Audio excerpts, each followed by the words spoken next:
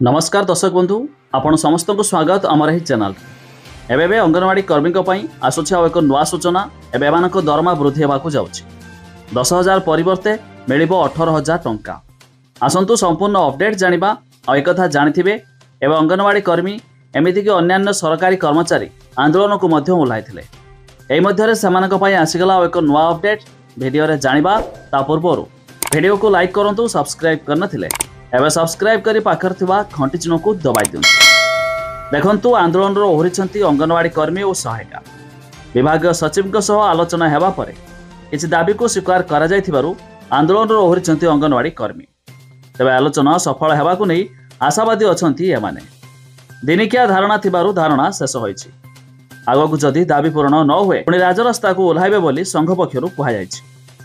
तेबे विभिन्न दफा दाबी नै करथिले आंदोलन।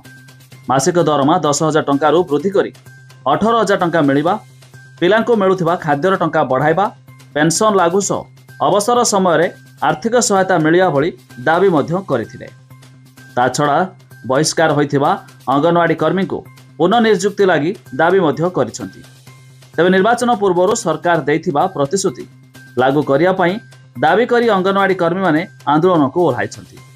तबे मिलुथिबा सूचना मुताबक खूब शीघ्र एमानक दरमा वृद्धि होगाकू जाउछि। ता मध्य खूब शीघ्र राज्य सरकार विधिवत भाव घोषणा करिपारंती। तेबे जदि दरमा वृद्धि हुए 10,000 परिवर्ते एमानकू मध्य 18,000 टंका मिलिबो। तेबे आपण माने केउ जिल्लारू वीडियो देखुचंती ता निहाती कमेंट करी जणाइबे।